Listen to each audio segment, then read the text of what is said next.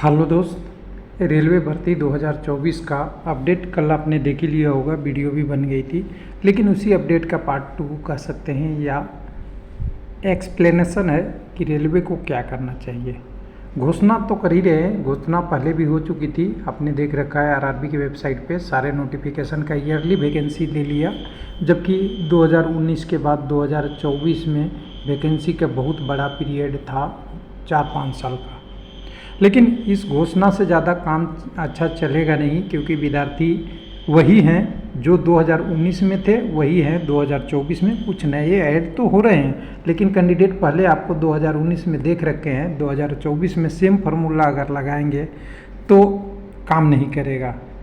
अब यहाँ पे इशू है कि 2019 में आपने सेम फार्मूला पे काम नहीं करेगा, और 2019 में मैं एक बार थोड़ा कलर चेंज कर दूं कि 2019 में आपने कंक्रीट पे काम किया था, वैकेंसी दिखाया था 1 लाख 2 लाख, 2 नोटिफिकेशन से इतनी वैकेंसी आएगी, 1,34,000 या जो भी आएगी 35,000 आएगी, वो आएगी। इस बार कहीं भी ये वैकेंसी में शो नहीं हो रहा है 2024 में। ये सबसे बड़ी मिस्टेक है गवर्नमेंट की। यहाँ वैकेंसी इंक्रीज और टोटल पोस्ट देना चाहिए, ये 2 कंक्रीट है तो लोगों में विश्वास बढ़ेगा। और गवर्नमेंट का काम ही है अपना काम करना, इलेक्शन के लिए काम करे या सरकार बनाने के लिए काम करे। विद्यार्थी को नौकरी मिलनी चाहिए, बिल्कुल साफ साफ ये स्पष्ट कारण है। चाहे वो वैकेंसी बढ़ा के दें या खाली पोस्ट को दें। और सब लोगों ने देख रखा है कि 2,90,000 पोस्ट शुद्ध रूप से भर्ती के लिए खाली थे, वो ग्रुप डी और एनटीपीसी ज्वाइनिंग होने के बाद भी 2,35,000 से लेके 2,40,000 के बीच में अभी भी खाली है। तो फिर इंतज़ार किसका है, इलेक्शन के बाद का या इलेक्शन से पहले का? तो हमें लगता है गवर्नमेंट को सोचना चाहिए, इसको इलेक्शन से पहले ही क्लियर करना चाहिए सारे विद्यार्थियों के लिए। इसे डायरेक्ट घोषणा कर देना चाहिए कि इतनी भर्ती हम सारे नोटिफिकेशन में निकालेंगे। नहीं तो हो सकता है कई बार आपकी घोषणा सही जगह पे भी चली जाती है, कई जगह नुकसान भी कर जाती है। तो ये देखिए, हमें कई लोग पूछते हैं ये सही है गलत है। तो देखिए, मैं सही गलत पे जाऊंगा नहीं, सब लोग अपने हिसाब से काम करते हैं। कोई लोग अपने अपने तरीके से देते हैं, सब लोग मेरे टेलीग्राम पे भी देते हैं, पर्सनल मैसेज से भी देते हैं। सब लोग बताते भी हैं कि ऐसा ऐसा हो रहा है, क्या होगा। तो ये नोटिस के बारे में बोल रहे थे, ये नोटिस करीब करीब यही हो गया था, असेसमेंट हो गया था। हालांकि यहाँ पे जेई डालना भूल गए कि जेई के लिए कौन नोडल एजेंसी होगा, नहीं डाला है। साथ में आपको यहाँ पे एक चीज़ और ध्यान से देखिएगा कि जो ये डेट दिया हुआ है, ये प्रपोजल ऑफ ड्राफ्ट का है। प्रपोजल ऑफ ड्राफ्ट क्या होता है, ध्यान से देखिएगा, जो तैयारी करके बाहर पब्लिश करने से पहले की प्रक्रिया है। लेकिन ध्यान दीजिएगा, प्रपोजल के बाद एक्चुअल एजुकेशन में भी टाइम लग सकता है, 2 दिन भी लग सकता है, मैं कल भी बताया था, 10 दिन भी लग सकता है, महीने भी लग सकते हैं, और या सालों लग सकते हैं। स्टेट गवर्नमेंट की जॉब 1-1 ईयर तक प्रपोजल के बाद भी चली जाती है डिले। तो इसलिए इसको जल्दी से जल्दी कितनी वैकेंसी है उसके टर्म में कन्वर्ट किया जाता, तो कैंडिडेट को पता चल जाता है कि मैं जेई को भरने वाला हूँ, जेई में 2,000 पोस्ट आएगा या 10,000 आएगा, ये पता चल जाएगा। तो उसी हिसाब से प्रिपरेशन करते हैं। लेवल 1 में 20,000 पोस्ट आएगा या 2 लाख आएगा, वो ऐसा होगा, ऐसे ऐसे करके कैंडिडेट को पता हो जाएगा।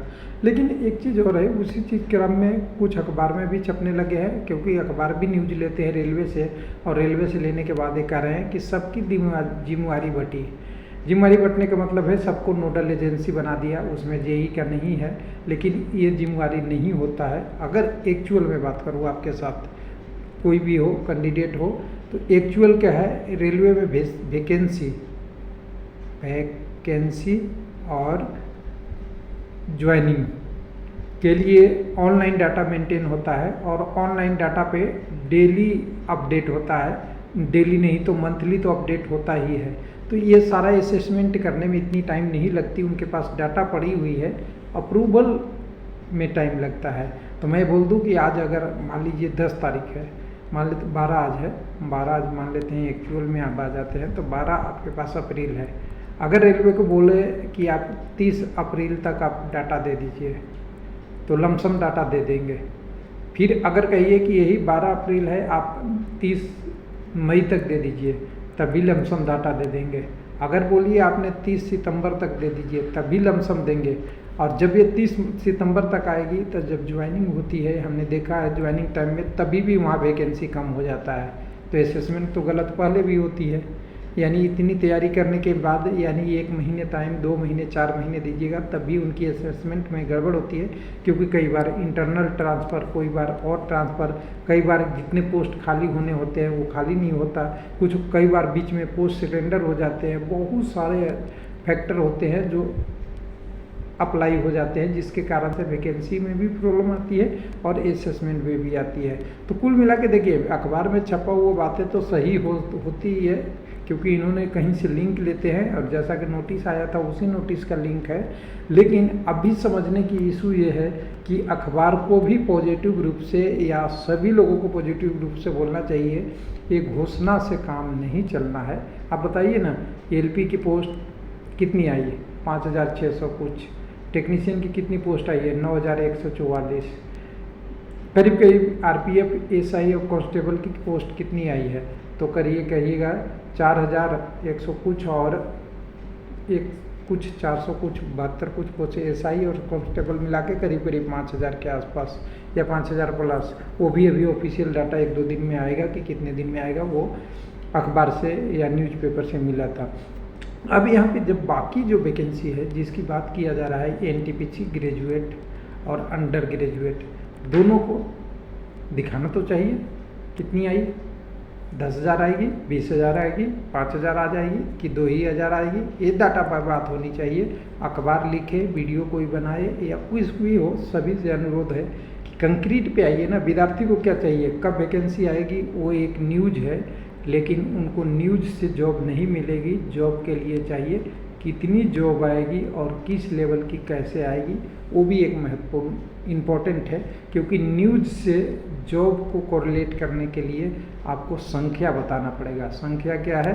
Number of vacancy. और वो वैकेंसी जब तक इंक्रीज डिक्रीज या पोस्ट नहीं पता चलेगा तो कैंडिडेट 2019 में जो देखे हैं, हो सकता है 2024 में उनको विश्वास नहीं हो, और अखबार से आप माहौल बनाते रहिएगा, या हम वीडियो बना के माहौल बनाते रहें, या कोई और वीडियो बना के कैंडिडेट को करते रहे। हो सकता है उनकी समझ में ये आ जाए कि जो 2019 में हमारे साथ हुआ था 5 साल का, ऐसा ही तो कुछ नहीं होने वाला। पिछली बार तो वैकेंसी भी थी, इस बार तो वैकेंसी भी नहीं है।